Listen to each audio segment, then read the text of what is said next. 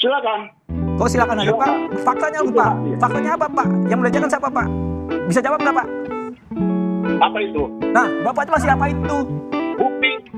Iya dong. Terlalu banyak buktinya. Bu, ini Pak, bukti di mana yang terjadi sebenarnya seperti apa sehingga dugaan saya itu Bapak bisa bilang salah. Dari berita-berita yang Anda sampaikan, ya, dari berita-berita yang Anda lontarkan, itu sudah mengandung apa Anda punya data? Pak, dugaan Pak. Pak. Siti dengan Fuad itu sudah melakukan ML. Apa Anda jadi saksi atau tidak? Oke. Pak.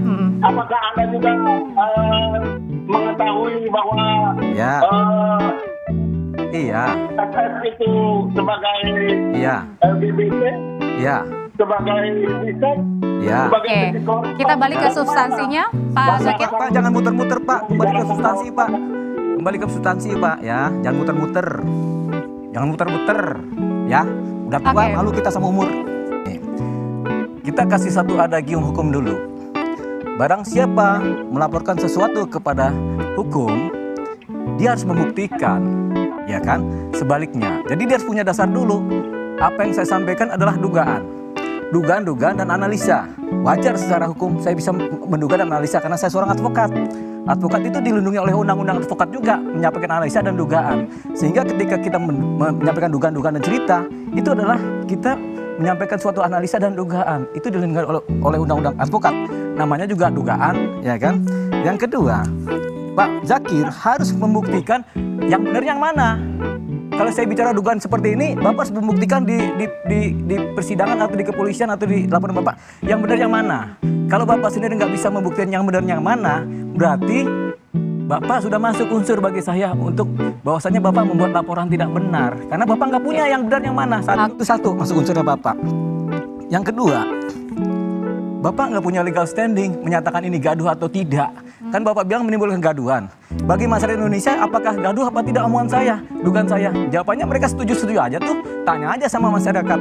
Jadi, yang disebut gaduh adalah kalau masyarakat Indonesia kemudian jadi gaduh, jadi berantem. Ini kan tidak, ya kan? Yang ketiga, ketika saya menyampaikan suatu dugaan-dugaan, jangankan saya, Komnas HAM aja menyampaikan pelecehan seksual si Yosua itu adalah dugaan. Kami menduga si Yosua melakukan pelecehan seksual, itu dugaan. Kemudian si Komnas perempuan juga bilang kami menduga, sebentar yang panjang dikit. Kami menduga ini juga ini kan dugaan juga. Jadi Komnas HAM menduga, Komnas perempuan menduga, kami pun pengacara menduga, sama-sama menduga. Tapi Bapak kejebur karena Bapak membuat laporan ke kami. Harusnya Bapak laporkan juga tuh Komnas HAM sama Komnas perempuan karena sama-sama menduga. Karena Bapak menduga, Bapak besok saya laporkan ke kepolisian. LP baru 317 Pak. Paham ya Pak? Silakan Pak. LP itu. Silakan mau melaporkan silakan, itu hak saudara. Bagi kami apa yang menurut hemat kami perlu kami luruskan, kami akan lakukan sesuai dengan porsi kami. Kami tidak melaporkan misalnya Komnas HAM, tidak melaporkan si anu, itu tidak ada kaitannya dengan kami. Kami hanya menjaga citra dan marwah daripada advokat itu sendiri, sesuai dengan ketentuan undang-undang dan kode etik advokat. Jadi kalau kami menyentuh ke yang lain itu malah tidak relevan. Adapun soal legal standing, kami ini mewakili masyarakat, ya masyarakat yang mengerti hukum, yang merasa resah dan banyak sekali yang akan bergabung dengan kami. Jadi jangan khawatir, kita akan banyak. Begini, yang namanya dugaan itu adalah interpretasi. Makanya begini, sebenarnya yang bikin gaduh itu kan bukan saya. Komnas HAM yang bikin gaduh. Dia menduga melakukan pelecehan seksual kan kepada si putri kan. Padahal apakah bisa orang yang sudah meninggal kemudian dituduh melakukan pelecehan? Kan nggak bisa. Ini Eliezer kan curiga, ada tanda kutip. Kan kita kode-kode, kita kan ngobrol berdua. Dia curiga, kita juga ikut curiga. Nah kita curiga, oh jadi kami menduga sebagai pengacara, saya harus menganalisa ini. Nggak bisa saya diam-diam saja. Kenapa? Karena ini untuk kepentingan keadilan masyarakat. Bukan untuk diri saya sendiri. Dan sebagai advokat, saya dilindungi oleh undang-undang kalau saya menganalisa. banyak orang menganalisa, nggak cuma saya, ada ribuan orang menganalisa macam-macam lagi. Di DPR analisa lebih macam-macam. Duga-menduga. Saya juga duga-menduga. Tapi persoalannya adalah Bapak sudah melaporkan saya. Suatu dugaan Bapak lapor saya, kan jadi pidana kan? Akhirnya saya lapor balik, Bapak kok kunci. Ya kan? Bapak harus membuktikan yang benar yang mana. Yaitu pasal 317 memberikan laporan tidak benar.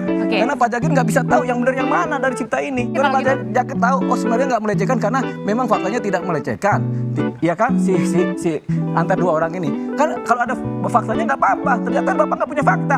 Bapak cuma bicara kebenaran untuk advokat. Jangan kami bawa, Pak, saya Pak Ketua Umum Asosiasi Pengacara Indonesia API. Saya ketua umumnya, Pak. Paling bisa saya jaga etika, Pak. Ya, pemberitaan yang dia lontarkan saja itu sudah cukup. Dan bantahan-bantahan dari seperti kuasa hukumnya para dai yang baru juga menjelaskan bahwa nggak pernah cerita. Saya kan kalau ngobrol kan apa adanya, ya kan. Kalau saya nggak tahu, saya nggak tahu gitu kan. Nah, pertanyaan ini saya bilang saya nggak tahu, Mbak. Gitu lagi, saya nggak tahu di belakangnya ada apa gitu kan. Ya kita kan nggak mau menduga-duga, makanya saya selalu apa adanya. Apa yang saya dengar, saya rekam. Apa yang ini.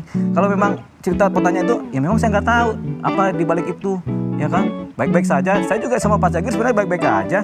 Pak Jagir lebih tua dari saya kali kan, makanya saya hormat Pak Sakir. Mohon maaf ya kalau udah salah kan. Kita advokat itu diberikan hak untuk menceritakan suatu keadaan dan dugaan. Keadaan kita bisa cerita, dugaan juga kita bisa cerita, termasuk analisa. Begitu. Jadi kalau ada Mbak, kalau bicaranya soal dugaan, boleh saya bicara dulu, Pak, jangan dipotong. Pak, itu kami nggak akan maju. Pak, boleh saya bicara, Pak, jangan dipotong. Oke, silakan satu-satu. Ya kan saya lagi bicara, Bapak bicara juga kan nggak saya potong, Pak. Gimana sih Pak pengacara senior ini? Oke, Ya, silakan. lupa lagi saya mau ngomong apa nih, udah nggak jadi deh. Lupa saya mau ngomong apa. Pak, saya ini cuma bicara di satu media TV. Saya cerita dugaan-dugaan itu dan saksinya juga presenter juga harus juga dengar saya dugaan-dugaan itu. Kalau kemudian dia berentet-berentet menjadi suatu ini kan bukan urusan saya. Saya kan cuma menduga. Bapak dengerin dong pernyataan saya pertama di suatu TV itu, pertama kali saya nyampaikan itu. Saya menduga, saya curiga, saya menduga, saya menganalisa. Itu kan cerita saya di TV. Ketika masuk kepada TikTok, kepada medsos, itu udah kerjaan mereka, bukan kerjaan saya. Wong saya, kenapa mereka potong kata dugaan saya? Bapak kan kemakan sama TikTok. Itu kan menyebutkan, padahal tidak. Bapak lihat di TV pertama kali kan saya cuma bicara satu TV, nggak kemana-mana. Di TV itu saya bicara, saya curiga, saya menduga, saya menganalisa, kan begitu. Itu ada pertama katanya udah dugaan. Makanya banyak juga media yang bilang itu dugaan, kan begitu kan. Tapi ada beberapa media juga langsung motong, namanya juga media mas.